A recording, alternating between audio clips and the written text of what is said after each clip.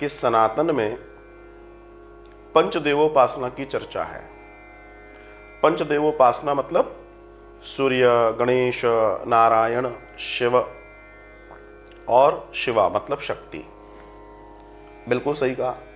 फिर आपने कहा फिर हनुमान जी की पूजा की चर्चा कहां से आ जाती है? हनुमान जी की चर्चा तो यहां नहीं है। बिल्कुल सही है, स्पष्ट रूप से यहां हनुमान जी की चर्चा नहीं है, लेकिन हनुमान जी शिवांश है, अर्थात शिव का ही अंश है।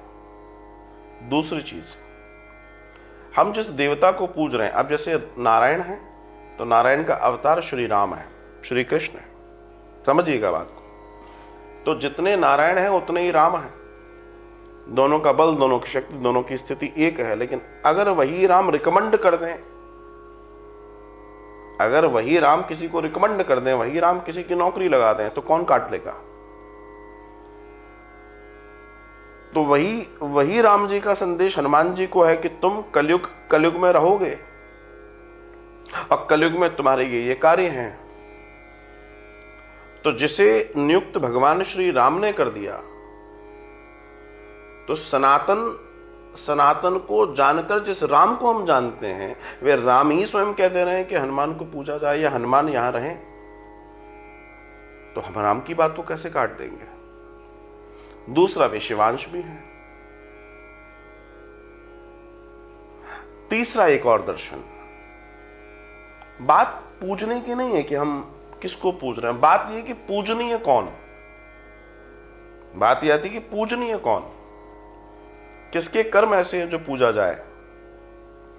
पूजना भी कर्मों के आधार पर है ना। तो हनुमान जी जैसा संत कौन, हनुमान जी जैसा सेवक कौन, हनुमान जी जैसा भक्त कौन। अब हम सामान्य मनुष्य, बहुत सामान्य मनुष्य हम लोग, और आप तो हमारे लिए टीचर कौन? अगर हम राम जी की बात कर रहे हैं, राम जी की प्राप्ति की बात कर रहे हैं, तो राम जी के समीप कौन? श्री हनुमान जी।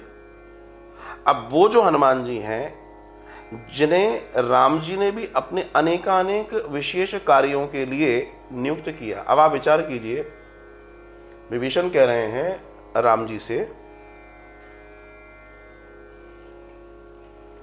रावण ऐसे नहीं मरेगा, इसकी नाभि में अमृत है। तो राम जी ने कहा तो इसकी नाभि में ही हम सीधे बाण दे देते हैं। बोला ये बाण से काम नहीं चलेगा। तो राम जी कहते हैं क्या मतलब? बोला दिव्यास्त्र का प्रयोग किया जाएगा। तो भगवान कहते हैं कौन सा दिव्यास्त्र? बोला वो एक विशेष दिव्यास्त्र है। विभीषण कह रहे हैं राम जी से, जब ब्रह्मा जी ने वर दिया तो वर के साथ रावण ने चतुराई भी करी कि इस अमृत को कोई अगर सोखना चाहे, सुखाना चाहे, तो कोई सुखा सकता है भाई, किसी को कल को पता पड़ जाएगा। तो जिस चीज से वो सूखेगा वो चीज भी मुझे चाहिए, उसको कहते हैं दिव्यास्त्र। तो विभीषण ने कहा कि प्रभु वो दिव्यास्त्र मंदोदरी के अर्थात रावण के कक्ष में सुरक्षित रखा है, और इस समय रावण युद्ध में है, और उस कक्ष में से जाकर उस दिव्यास्त्र को जो ले आएगा उससे रावण मारा जाएगा। काम को कौन करे? तब श्री राम जी ने हनुमान जी को देखा, हनुमान जी को आज्ञा दी उन्होंने, और हनुमान जी एक ब्राह्मण का वेश धारण करके मंदोदरी के महल पहुंचे। मंदोदरी से कहते हैं कि रावण बहुत संकट में, उन्होंने दिव्यास्त्र मंगाया है,